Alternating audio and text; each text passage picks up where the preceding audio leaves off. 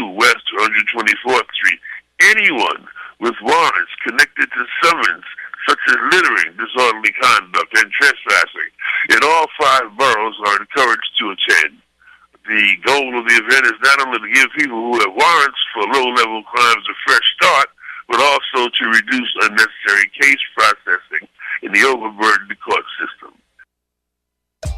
The world-famous Apollo Theater presents J Sweet Soul, a salute to French and African soul and jazz, December 4th and 5th, with main stage and Apollo Music Cafe performances by the legendary Manu Dibango, soul superstar Ben Lonko Soul and the Monophonics, the neo-soul duo Les Nubians, and more.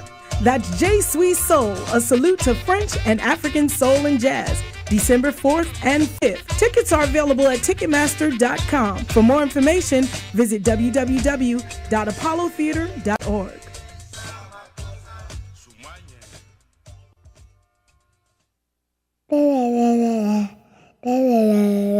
It's Whcr, the boys all home.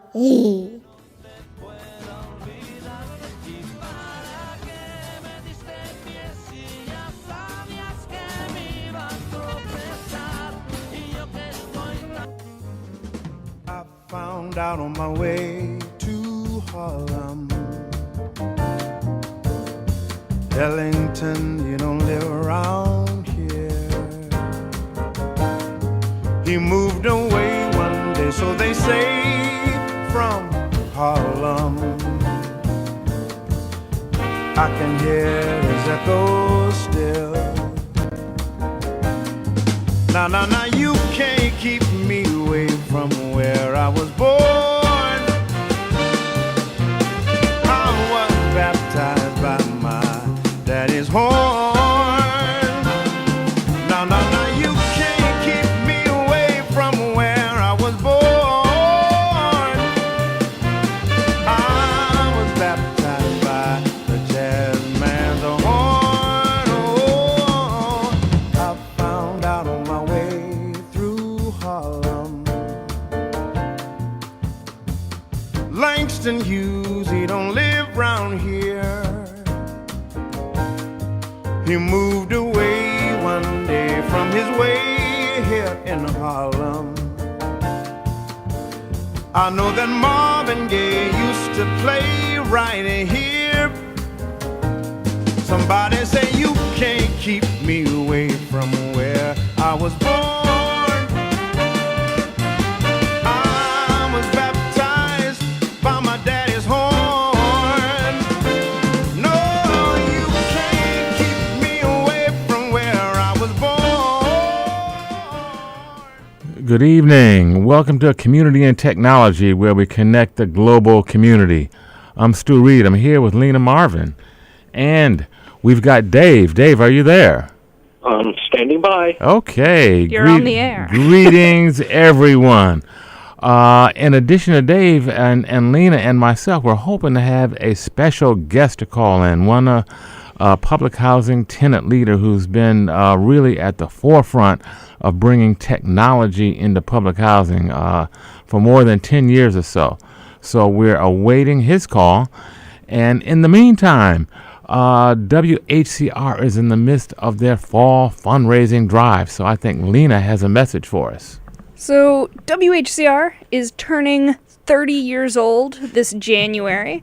This is of a personal impact with me, not just because I love WHCR, but guess who else is about to turn 30? Yeah, I'm going to admit it. No, I'm turning get out 30. Here. Yes, wow, you're entering into December. real adulthood. Oh yeah, no, I'm ready. I'm there. Okay, so to celebrate not only WHCR's 30th anniversary, but also my 30th birthday, I am asking that our listeners, we want 30 of you to go ahead and send us $30 in support of our show. So Community and Technology, we are here for you. We are introducing you to lots of tech issues, beautiful community, all of it.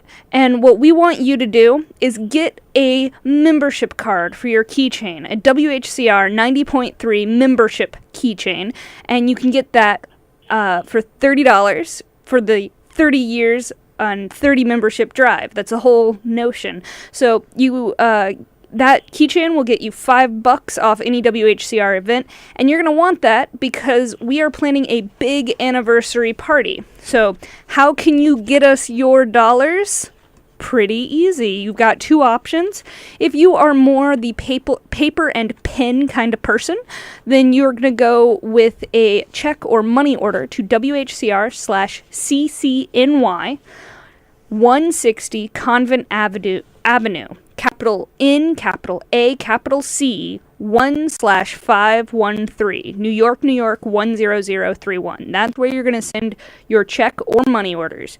But if you are a techie, as I bet many of you are, head on over to WHCR.org. You can see our beautiful faces right there streaming, ready to wave at you. Mm-hmm. And you can click on the donation tab at the top of the page and make a donation using your credit or debit card. So I'm going to be happily repeating this throughout our show.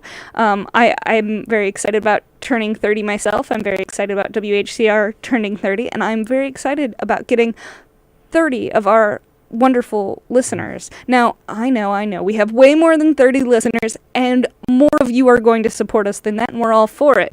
But that's our goal. So I'm going to just keep saying it till we meet our goal. So keep the donations rolling in. Okay, well, that's exciting, Lena, and happy birthday. What can you tell us when that is? Is it? Oh, my birthday. Coming up soon? Is December 24th. I have wow, a Christmas Eve. Yeah. Wow. Yeah, my mom has this whole wonderful story what about... What a special gift you were to your family, yes, huh? and it means that Now, my birthday can get a little overshadowed by other holidays, but I know if our listeners support us, I will feel very loved. That's the whole plan. Okay. So, $30, support us. That's it. That's the plan.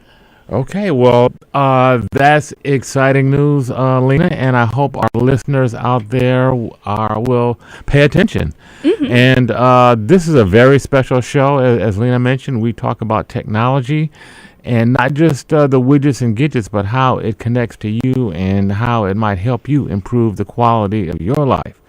So help us out here to keep the station going, to keep the show going. And make that pledge, $30. We would love to see, but if that's a little steep for you, we'll take whatever you can give us. Go to WHCR.org and click on that donation button. Now, you are assuming that none of our listeners are tech startup billionaires, and I don't make that same assumption. So if 30 is too low, you just keep on giving. Add some zeros. Come on, show us some free. love. Show us some love. Okay. I think we'd like to bring in Dave. Dave Burstein is on the line. Dave, what's going on with you today?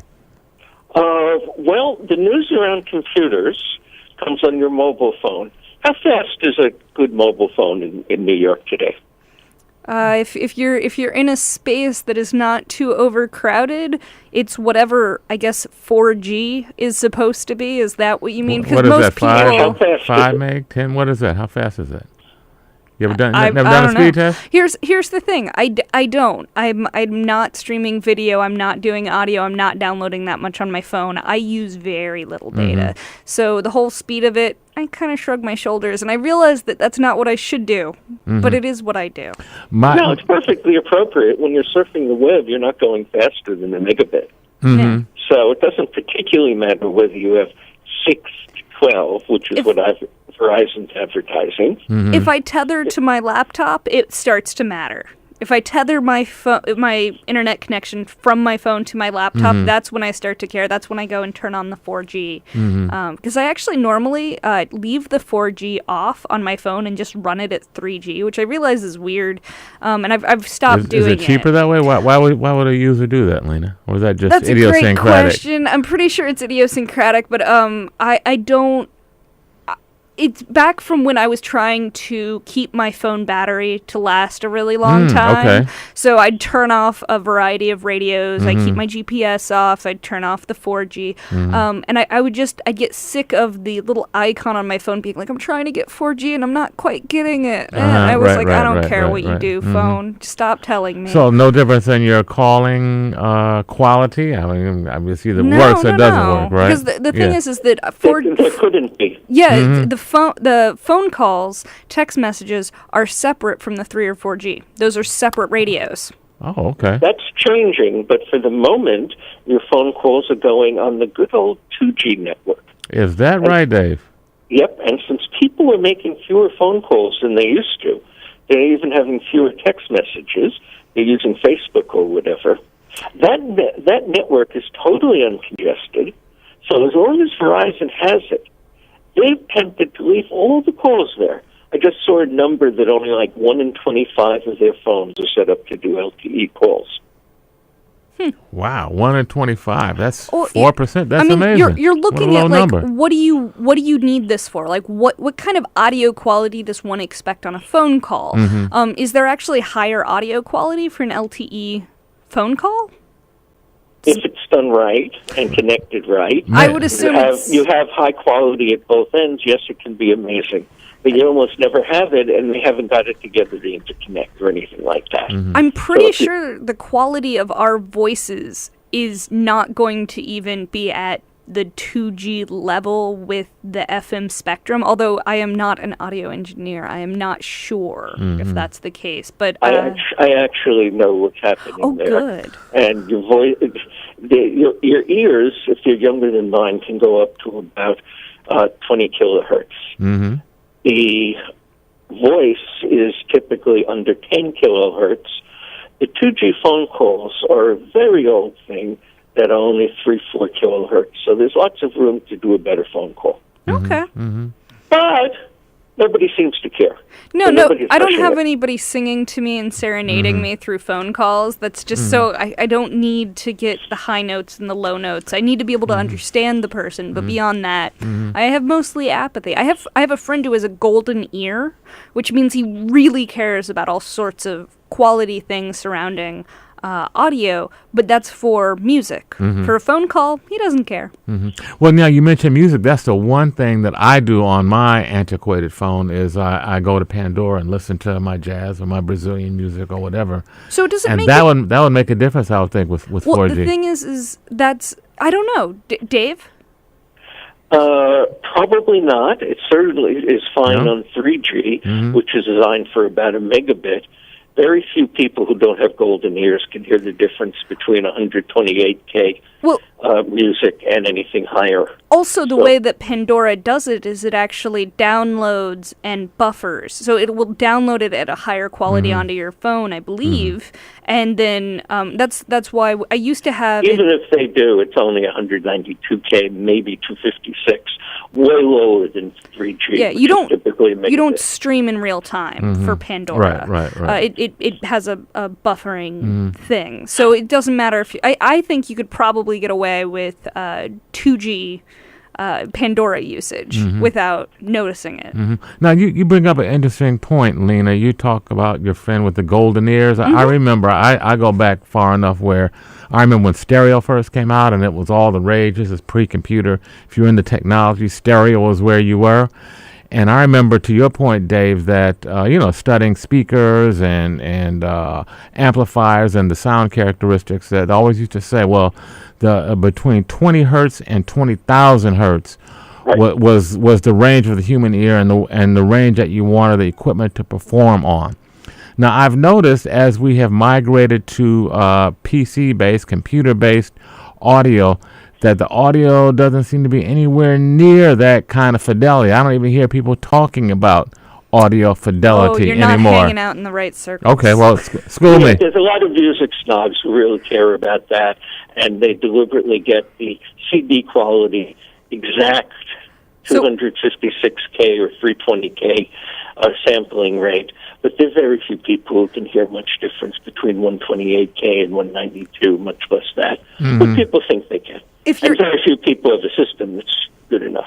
if you're into listening to high quality recordings of concerts, archive.org actually has a lot of audio files who hang out and upload really. Then they'll say we used these mics to get this audio recording quality, and then we mixed it into this, and it's very precise, and it's audiophile geeks. Yeah, that's not important to most of us. But the reason I asked you how And it's fast free. cell phones are running is at 12:30 New York time today, the head of Sprint, on a press conference, and made the formal announcement that they have turned on their 100 megabit per second service in 77 cities. 100 megabits? Wow. Yeah. Wireless over your phone? Yep. That is And astounding. it works on the iPhone. Now, that's if you happen to be right in the right spot, near to the antenna, in the 3 antennas they may have turned on in New York at this point. They just said it's somewhere in the city. Okay. Okay, but that's what's coming. That's where the technology is moving, and I've been talking about that since we started the show. I think I said the other day that the U.S. cell phones generally suck. Verizon rarely goes above 20 or 25. And in Albania and in the Maldive Islands, they're going 100 and 200. That's crazy. That's crazy. Hey, Dave, hang on one second. We're in the middle of our fall fundraising drive, and Lena's got an important announcement, so we'll be right back with Dave. Hang on. WHCR 90.3 FM, New York. So we're in our 30 for 30 membership drive. We want 30 of our members to support WHCR by providing us with $30, and we will give you a keychain, and it will allow you to have $5 off any WHCR that we have in this next year, 2016, when we are turning 30 years old. And by we, I mean both WHCR and myself are turning 30 years old, so support us. You can send a check or money order. If you are old school, you use your paper, you use a pen, you do it. WHCR/CCNY 160 Convent Avenue, NAC, capital N, capital A, capital C, 1513, New York, 10031. That's for your check or money order. If you'd rather donate online, you can do WHCR.org and click on the donation tab at the top of the page. We're not going to take any of your information and sell it. We're going to just take it so we get our donation. You can use your credit card or your debit card on our secure and beautiful homepage, WHCR.org. Very good. Well, happy birthday, Lena. Happy birthday, WHCR. Woo! Support the station. Support community and technology. Show us some love. Okay, we're back with Dave Burstein, Lena, and Stu talking about the latest announcement from a Sprint 100 megabit download. Is that right, Dave? Yep, and that's going to become common soon. I've been talking to the engineers who are ready to take us to a gigabit. Now, you don't need a gigabit. You don't need 100 megabits for anything any of us really do. But with that kind of capacity, that means 100 people can each have a megabit, or 20 people can each have 5. Okay, does that help? Does that help anybody besides the provider who now needs less antennas, or does that help us on the user end, on the consumer end? Yeah, that's the speed that you're going to get. It's going to keep getting faster and faster. Verizon is ready to do similar. I don't know whether they're going to do it next week or next year. AT&T is there, and T-Mobile, I think, is there also. Sprint is also trying to get new users onto their service. They're doing this whole thing where they're courting people and saying that they'll help you pay back your breaking of contracts with other providers. Like Sprint's doing a really big push right now in a number of ways, not just the speed, but also in their costs and trying to court people over to their side. Now, correct me, Dave. Sprint is the number 3 carrier in this country, with AT&T and Verizon being number 1 and number 2. Is that right? The other way around. Verizon's still ahead of AT&T. Okay. Sprint and T-Mobile are almost exactly equal at the moment. That's why they're both being so desperate. Sprint is saying that if you have a postpaid account with any of the other companies, work in with your bill, and you will get half the price of your current bill for 18 months. Not for us prepaid folks. But we're not paying that much in the first place. Indeed. Which is why you want to go on to prepaid. Who? I prefer it. I think everyone wants prepaid. I think prepaid. Right. Yeah, prepaid. Yeah. No reason to not do that. Well, it's really a funny thing. You would expect that for the convenience of being billed and the fact you're always getting things, you'd be paying less. Yeah. It used to be that way, Dave. I remember, you probably do too, when prepaid was more expensive. And I never understood the logic of that. Hey, you're getting your money in advance and I got to pay more? Well, the idea was that you didn't have credit good enough Right. to go onto contract. That's right. Like they were trying to punish people who had bad Exactly, credit. Lena. But then that model just fell through, and now they're punishing people who can get the contract, which is very confusing. So when I first went for a cell phone, I didn't have any credit. I was a kid, and I didn't actually understand how it worked. So they asked for a whole bunch of money up front, and I just went, okay. And then later on, I started having a bill that was $0, and I got really confused, and I called them up, and they went, we applied that money to the credit. Like, we're now crediting you back. Wow, so you prepaid in a big way. I didn't know what I was doing. Wow. It was an interesting example of, it meant that at a time when I started to feel really broke, I actually suddenly had certain bills disappear because they had taken so much up front. Wow. But that was before prepaid had that shift, because I think that was, I first got my cell phone on my own in 2004 maybe, and prepaid hadn't had that shift in market quite yet. But I also didn't know about it. AT&T has Cricket now. What do you think the difference in the quality of your phone call is if you have an $85 AT&T connection or a $40 a month Cricket connection, or a $20 a month track phone prepaid that uses AT&T? I would guess 0. Well, I happen to be on the track phone right now in the basement of the Crosby Hotel where I'm at an event and calling in, and nobody's complained about the quality of my phone call. So what happened is the market is funny. People wanted the high-quality phones and the standard AT&T service, which kept getting more and more expensive. And there are a fair number of choices if you go into prepaid, and it's broken into two markets, and the prepaid is almost always cheaper. That's amazing, Dave. It sounds like what you're saying is it's all just a marketing charade, that the higher price stuff is marketed perhaps as being superior, but in fact there's no technical difference in quality between the high price spread and the basement, bargain basement variety. As far as I know, they don't, even when it's congested, they don't give priority to one or the other. It's certainly not common. I would guess it would be costly to try and separate and parse out whether the traffic is coming from this device or that device. It probably cost them more to do that. That's part of the system. Now, That's not a big deal, but it costs them more to have two sets of advertising. But there's some people who don't care about price, and there's some people who do.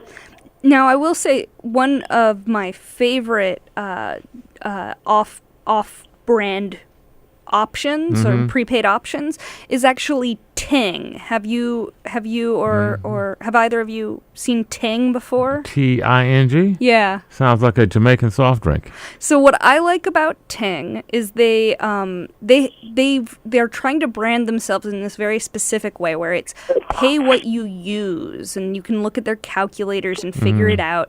But the part that I really like about them is actually when you call them up, they don't put you on hold. You get to a person. Really, right away? Yeah, and it's on the Sprint network, and they're very friendly, but part of why I love them is because of the history of the business itself. They used to be Two Cows. Thank you.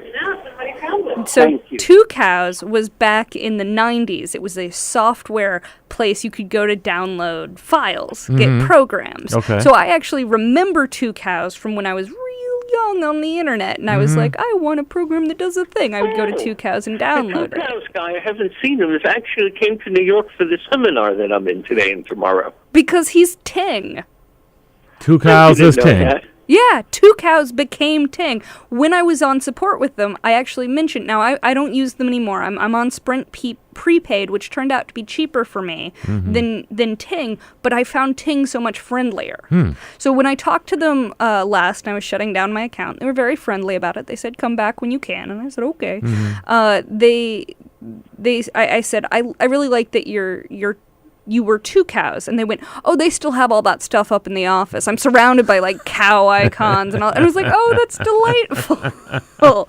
So there's this interesting history where two cows went from being a online software thing to being an ISP to being, I think, VoIP before becoming proper phone network, and they're just off Sprint.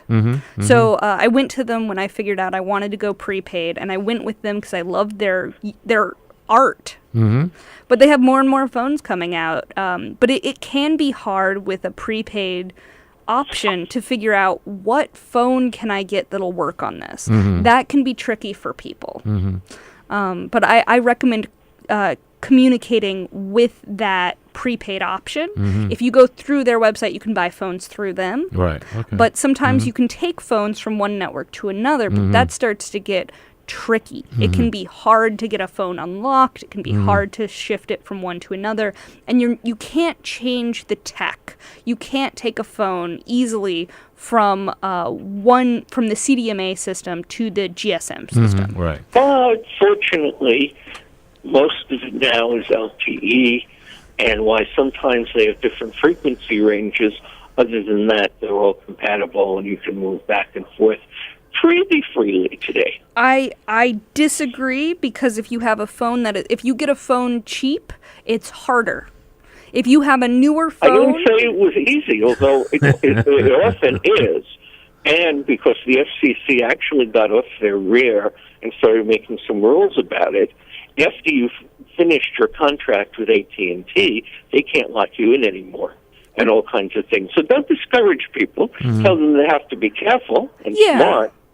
Well, it's totally worth but it's now doable. You save so much money. Yeah, Dave, I had a question about the prepaid. I know I've got a prepay, Lena's got a prepay, and most of the folks that I know have a prepay, and the carriers are actually working off the Sprint network.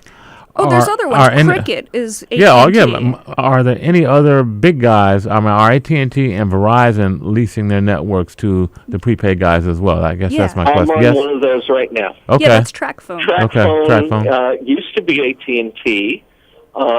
It's owned by Telemex, which used to own 9% of AT&T and vice versa, and they were very close. And they split about 6 years ago, and I don't know whether they're using Verizon or AT&T right now. It could be either.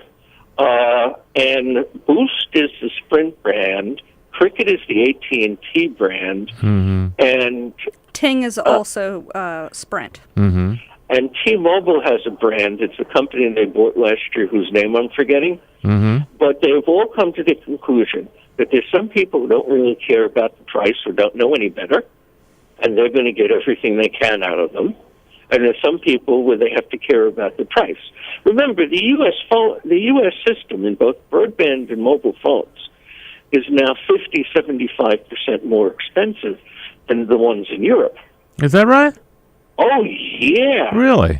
Yeah. 20 euros, that's about $23 right now, in France, gets you unlimited calls to like 29 countries, including the U.S., unlimited text, and 60 gigabytes. Not 2 or 5 or 10. It just went up about a month ago to 60. My Sprint prepaid option actually just changed from I could only have 1 gig and they'd cut off the data if I didn't buy a little package.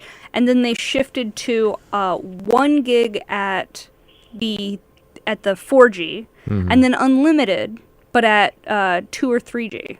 Yeah, it's usually 2G. They deliberately take you down to 128 or 256K, so you don't like it. But at least if you have to get your email or you have to get through, you're not shut down. But these are all marketing games. They're all about market power. They're all about very smart companies, and sometimes consumers who aren't that smart. But I've heard the president of AT&T, he was the chief financial officer when I heard him on Wall Street. He said, to Wall Street, ignore the price we advertise. Really? Yeah, we have to, the advertised price is something that we have to do. Look at our average revenue per user, what we actually collect. And that's what you need to know. These guys are consciously masters of deceit. Wow. As we think of most marketing and advertising. Yeah, sure. People. Hang on to that thought, Dave. We got to go back to Lena and our fall fundraising campaign. WHCR 90.3 FM, New York. So in this case, I'm actually going to tie it into the show. If you are one of the people who've been overpaying on your phone, and because of our advice, you can shift to a prepaid plan, you are going to save way more than $30. In all likelihood, you're going to save a lot more. So go ahead, donate $30 to WHCR for helping you out, because WHCR helps everyone out all the time in different shows in different ways. It can even just help you relax by giving you some great tunes. So how do I do that, Lena? I've got $30 because I got a new phone plan thanks to you guys, and I saved a little money. I want to contribute. What do I do? Well, I would say one of two ways. It depends on if you are using your phone. You want to click onto the website? All right, go to WHCR.org and click on the donation tab at the top of the page. Then use your credit card or debit card and just give us the money electronically. It's secure and it's beautiful. Now, if you prefer... Can we get the money the day after tomorrow? Oh, yeah. And I could use that to pay the 3-person payroll WHCR has? Oh, no. Actually, I want to point out, WHCR used to have more support from City College. City College has actually been hit with a massive budget crisis, and they removed all of the support we previously had. So, yeah, We need your help out there. Come on, folks. Come on, listeners. It's a tough time. Now, it might sound like, we must not need very much. Oh, no, we actually need a lot more money than we used to, because we are paying to have all of the tech supported in the place and lots more. So, if you want to send us a check or money order, do it by putting it in an envelope for WHCR CCNY at 160 Convent Avenue, NAC 1/513. That's NAC 1/513. New York, 10031. That's right here in Harlem. And when you do that, be sure to note that this is for community and technology. That way it goes towards them knowing that we did our fundraising right. And you can tell because you feel motivated to give us money. So we did it right. Okay. Thank you, Lena. Don't forget about us out there, folks. 30th anniversary coming up for WHCR Radio. Show us a little love. Support the station. Support community and technology. Okay, Dave, we were talking about the disparity in mobile phone pricing from between the U.S. and Europe, and I was astounded to hear you said something like 23 euros could get massive data and unlimited calling? 20 euros, about $23. 20 euros in France right now. That's what competition is like. So is there more wireless competition in Europe than in the States? As a practical matter, yes. What's been happening since way back almost 10 years ago, we also had Nextel, we had AT&T Wireless, and we had 3 or 4 others. There were 6, and the U.S. had the best prices in the world at that point. Because they were all competitive. What happened? They ate each other. AT&T, SBC bought out Bell South and the old AT&T Wireless. Sprint bought out Nextel. We're down to 4 for practical purposes, and 2 of those were so far ahead, AT&T and Verizon, that for most practical purposes, they didn't care about what T-Mobile or Sprint were doing because their networks really didn't make it. So consolidation. Yeah. Now, does the fact that you can buy your own SIM card in Europe, does that impact the pricing? I'm sure it has some of it. And they have loads of rules, including requiring all the networks to let other people roam and so on. They're now having a big fight at the European Union about whether the German networks can roam into Italy and vice versa. But they're making that happen too. And that's simply because the conservative governments in Europe are far more consumer-oriented than the liberal governments in the United States. Well, that certainly belies the labels, doesn't it? Well, David Cameron, Conservative Prime Minister of England, has just guaranteed 10 megabits to everybody in the country in 5 years. The Prime Minister did. Wow. So I want to back off just a bit on the notion of what conservative and liberal mean across the pond, because it actually starts to change up a lot. Their notions of conservative and liberal actually don't totally map to our notions of conservative and liberal. Like, the entire political playing field starts to go a little wonky, especially when you start having more than two parties. It just starts to get a little weird. So I just want to mention that. But there is something real that's different. In the United States, at least since 1980, and pretty much since World War II, we've been moving to accepting to a lesser government role, except when we're going to war, and more corporate and fewer restrictions in the corporations. The conservatives since Reagan in the 80s are very proud they've done that, right or wrong. That never happened in most of Europe. Even Maggie Thatcher, who's the most conservative in England, come out of a tradition where it's taken for granted that the state takes care of people. Everybody gets health care. There's massive public housing. There's loads and loads of cooperative housing that keeps the prices down. Whether it's conservative or liberal, right-wing or left-wing, in France, they've been protecting competition to keep prices down since I've been watching it, which is now 15 years. So there is a real difference between the Europeans who feel government should take an active role and the American system, which by and large thinks the U.S. shouldn't. Barack Obama talked about how we went too deregulatory, but his people at the FCC and the phones didn't get that message particularly. Right. And we have had much less competition, much higher prices since Barack Obama came in, who I continue to strongly support, and I vote for him for a third term. The prices in the United States on broadband have gone up a quarter or a third on average. So in most of the rest of the world, they've gone down. Any of the political views that we provide to our dear listeners are not necessarily endorsed by WHCR or by other members of the show. It all depends. I don't know. I'm not going to claim nothing about myself. I like to remain so agnostic politically. It's not true. Okay, so WHCR does not necessarily endorse any particular political views, but we would like... But I don't pretend that I'm neutral. No, nor I am should a we. reporter. My job is to get the facts. But I'm also a human being, which means I have a bias.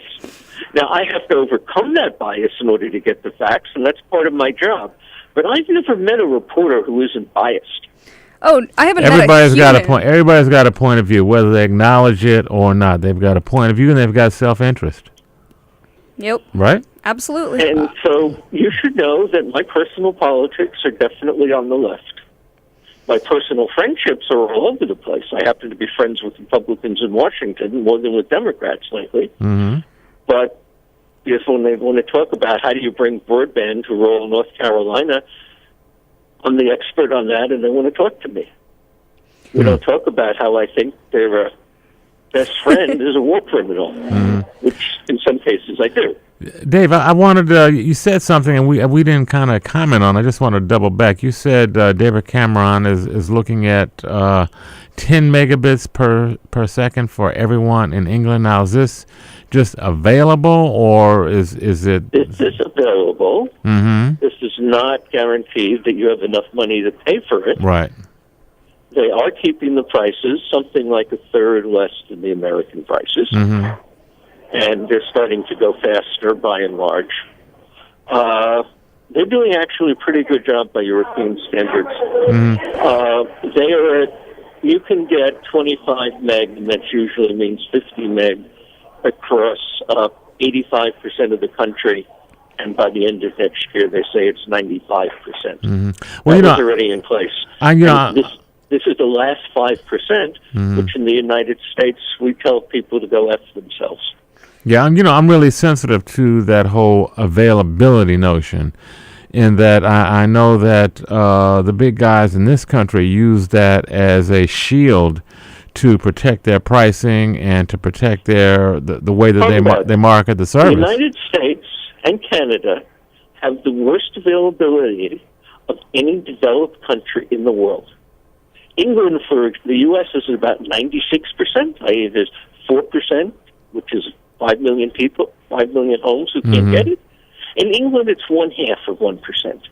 Well, that's also about the shape of the country. Like, if you're looking at European countries, they're tiny little countries. Yeah, you can fit all of Europe in, half of the U.S.? Scotland are pretty high. And those islands or Scotland have a lot of people, and it's very expensive to run fiber to an island. So that's just an excuse. Okay. Lots of places that would be covered. For example, in England, if you were more than 15,000 feet away from the phone company, you couldn't get traditional DSL. Back in 2002 or 2003, that problem was solved. They put a little box called a repeater. It costs about $80 on the pole, and then you can get out, in one case, to 74,000 feet. In England, they used them.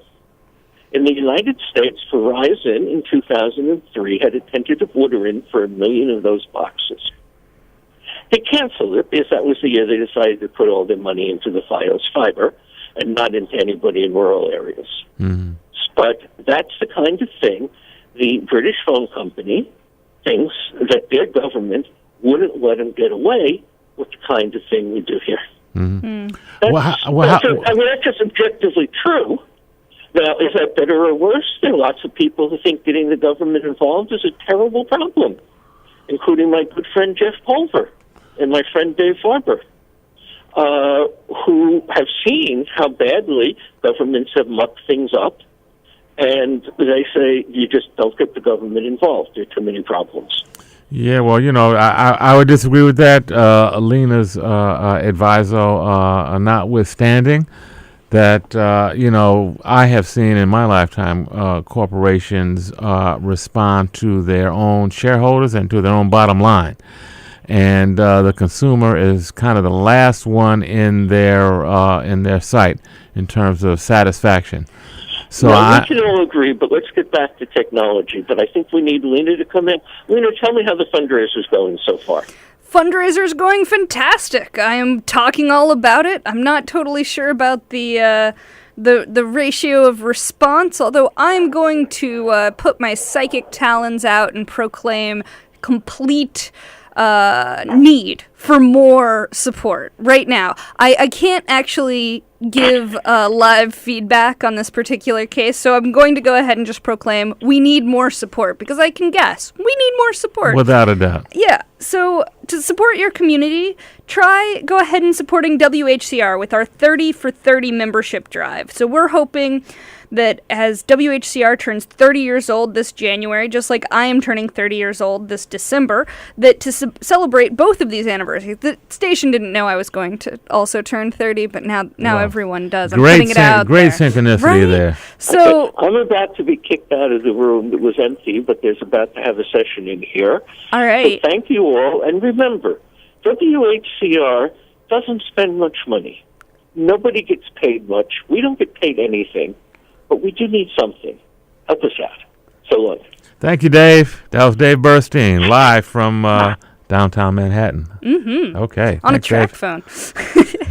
So, Dave and I have different opinions, and it might be unfair now that he's gone to go ahead and share some of how my Go ahead. He can't. can't respond now, Lena. His notion that WHCR doesn't need a lot to go, I actually don't. I think the notion of how much is a lot starts to come into play, because he often is looking at the world from the point of view of where corporations stand. Right. So in comparison to a corporation, a profit grubbing, ready to take everything they can from every person that goes near them.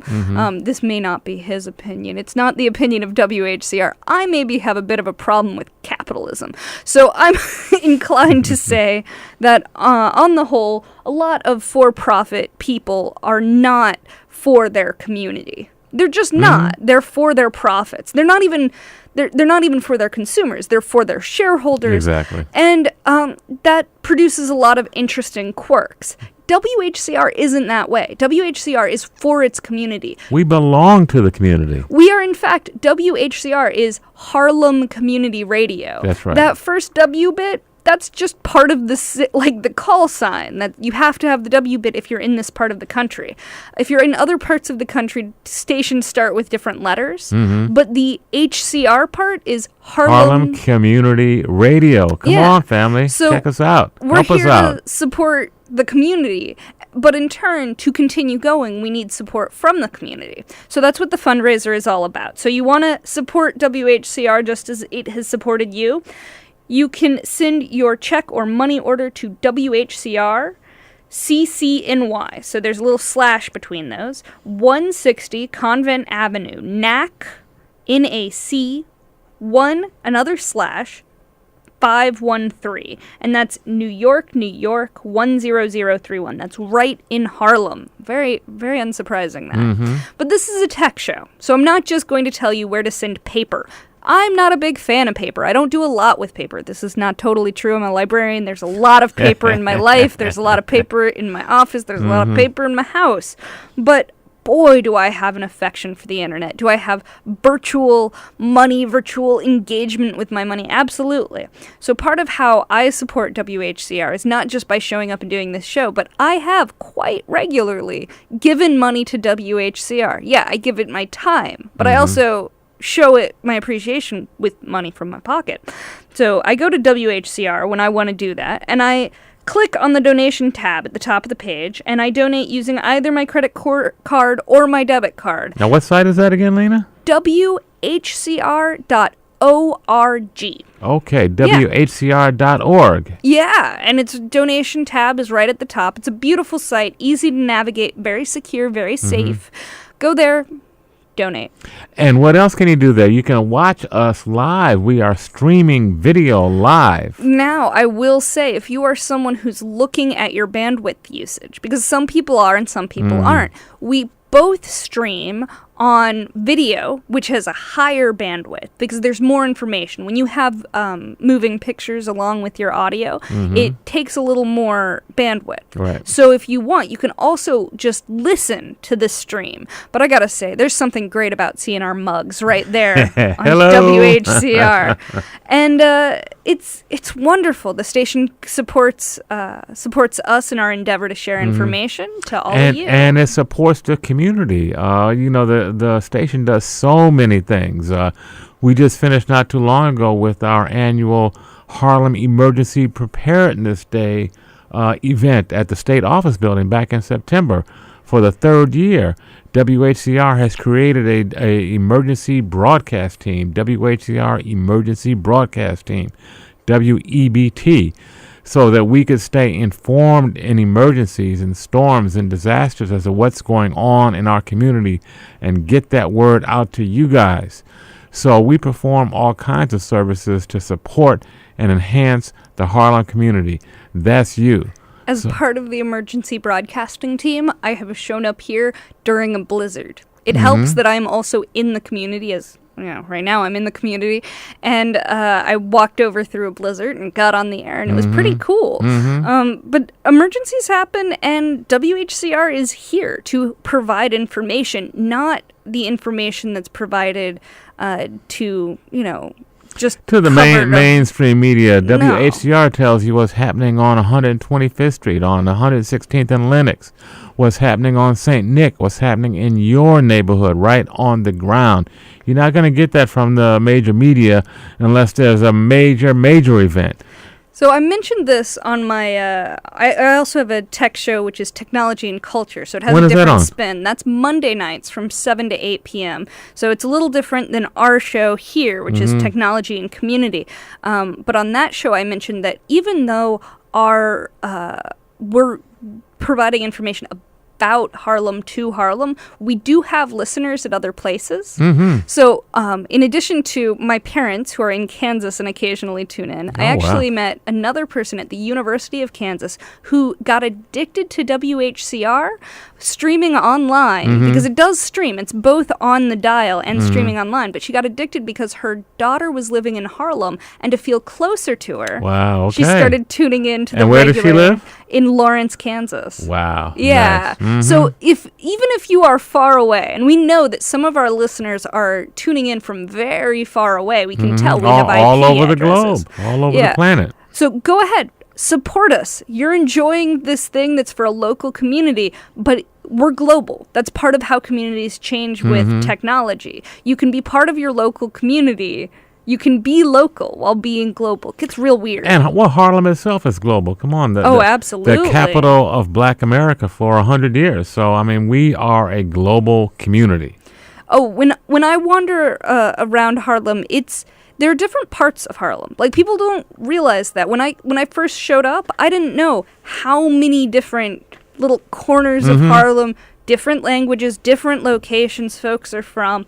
It's amazing. Yes, it's very diverse. And it's fantastic. Absolutely is. Absolutely is. I know once when I was a young guy going back a few decades, I don't believe it. Go on. I had a job on 125th Street working for a community-based college that was training folks in rehabilitation, training counselors. And one of my assignments was to go out and do a photo expose of Harlem. And even though back then it was a little bit tricky walking around with a camera taking pictures of strangers, I mean, it's really crazy today, but this was maybe 30 years ago. I did it, and it was amazing walking through the neighborhoods, all the different folks, all the different landmarks, all the different different types of architecture. It's such a diverse and historically significant. For some of our listeners out there that may not know, a lot of the construction in Harlem happened at the turn of the last century, around the early 1900s. There was a big construction boom. All kind of fabulous brownstones were built. And there was a glut in the housing stock. And they just weren't getting the buyers to come up to rent and or buy. And one enterprising black man took it upon himself to cut a deal with some of the owners, and they agreed to let black folks come in. And that started the whole migration of African Americans to Harlem. And very cool. Yeah, that was a little over 100 years ago. So when engaging with housing and community, there's a number of shows on Whcr that are fantastic on this specific topic. One of them is Inside Housing, which is from 6 to 7 p.m. on Mondays with Nellie Hester Bailey, and it's a great show. I know it because it's on before. Sure. I see them before I come in. But Harlem housing is fascinating, and I don't know if you've ever checked out just looking at the streets through Google Street View. No, I haven't. Oh, it's cool. It's cool because if you different folks have started driving cars with cameras on top of them, so you can click to see different views at different times. So I would say to any of our listeners who haven't had the chance to walk around Harlem lately or walk around all of Harlem, because the thing is Harlem's pretty big. Yes, it is. There's a lot of ground to cover. So if you're just like, oh, I wonder if that's changed, the answer is yes. There is every corner of Harlem is different every day. So if you want to just see, oh, I haven't been over there in a minute, go ahead, check it out online. You can do it through a couple of venues. Both Microsoft and Google have started just taking pictures of the streets. So yeah. I think it's neat. Absolutely. And for those of you that may not have noticed our theme song, check it out as we go out. Not just yet, but very shortly, Gregory Porter singing about Harlem and some of its historical significance. Okay, we are kind of winding down a little bit, Lena. One of the things that I wanted to start to think about as we get into the holiday season is some electronic stuff, if you will, that will help our listeners, our viewers, maybe consume a little more smartly, a little more cheaply, a little more enhanced. I know one of the things that we didn't have a chance to talk about, but I hope to in a future show, is the new Roku box. Just announced a new box that with just the internet connection allows you to watch all kinds of TV with no monthly subscription charges. Although it depends on what you're going for. Because you can pay for a number of subscription services with the Roku. Like Netflix. Hulu Plus, a few others, Amazon Prime. But it's interesting. All of that is very interesting. Yeah, there's so many ways to utilize the internet and save money. Oh, yeah. And expand your viewing options. On the Roku, I even subscribed to a few free channels that were about saving money. So I really just piled it in all into one Roku experience. Because there's some like budget living channels where you can see little videos where people are like, this is how I live on less. And I'm like, that sounds good. Okay. Well, you know, I personally do not promote consumerism. Yeah. And I don't want to promote let's go out shopping this season. So you're not big into the Black Friday or Cyber Monday scene? Not at all, please. I'm staying home watching something on TV or watching my Netflix or playing with my family, hanging out. I think family is a really good one. Family is what it's all about, particularly this holiday coming up. Although I will say, I like to buffer my family time with a little media where there's something so we're not just completely focused on each other. Sometimes drama can come out of family. Yeah, tell me about it. It's good to just add a little bit of media into that.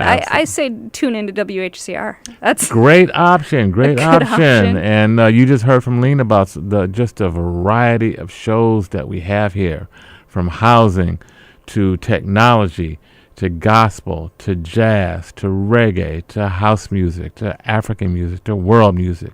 WHCR. Oh, and do not forget about all of the Latino selections. Yes. Ooh, there are some great jams going all through WHCR. So before we go out, Lena, tell us once again about the 30th anniversary that's coming up and what's happening with our fall fundraising drive. January, WHCR is turning 30 years old, and to celebrate our 30th anniversary, I am asking for 30 of our listeners to send in $30 to support our show, Community and Technology. For $30, you will receive not only the warm, fuzzy feeling of knowing that you're supporting your community, but you will also receive a membership card in the form of a keychain. This card will allow you to get $5 off any WHCR event that we have in 2016, the year that we turn 30 years old, and we are planning a big anniversary party. So send your donation in paper, on a check, or money order to WHCR/CCNY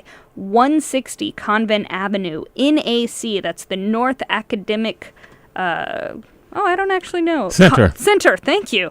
1/513. That's 160 Convent Avenue, NAC 1513. New York, 10031, right here in Harlem.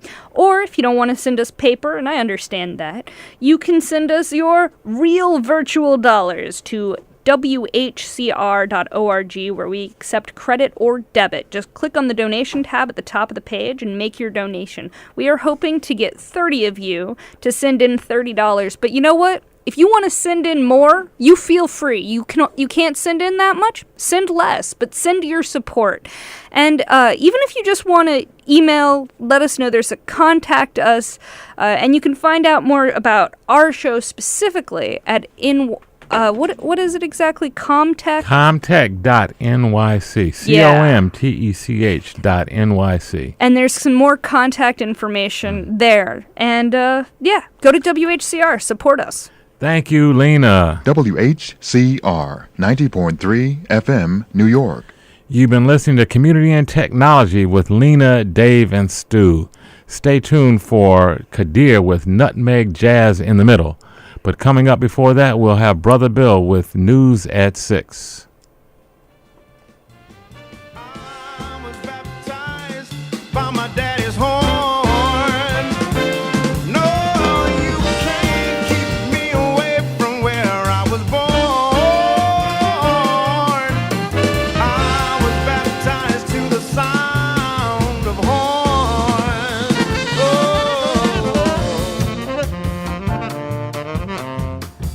Oh.